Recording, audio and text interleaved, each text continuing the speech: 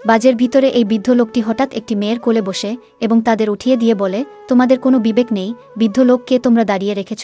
মেয়েটির সাথে থাকা ছেলেটি বলে, সেই বলে তুমি একটি মেয়ের কোলে বসবে? সে বলে, আরে তাকে দেখে তো ছেলে না মেয়ে কিছুরই বোঝা যায় না, বাজে কথা না বলে এখান থেকে চলে যাও, আমি এই ছিটেই বসে থাকব।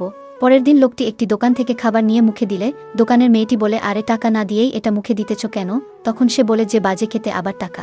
এই বলে সে মিছে পেট ব্যথার অভিনয় করলে মেয়েটি তাকে চলে যেতে বলে এবং কিছু দূর যেতেই সে একটি ডেলিভারি বয়ের খাবার চুরি করে নেই। পরের দিন লোকটি রাস্তার পাশে থাকা ডাস্টবিন মাটিতে ফেলে দেয় এবং সেটার ভিতরে থেকে একটি কুকুর ছানা বের হলে লোকটি সেই প্রাণীটিকেও মেরে ফেলে এবং সব রাস্তা নোংরায় ব্লক হওয়ায় এই ছেলে মেয়েগুলো তাকে সে সব পরিষ্কার করতে বললে লোকটি তাদের উপরে রেগে যায় এবং একটি গাড়ি তাকে সাইড দিতে বললে সে তার উপরও রেগে যায় এবং মিছে তার গাড়িতে লাথি মেরে সে অ্যাক্সিডেন্ট হওয়ার অভিনয় করে।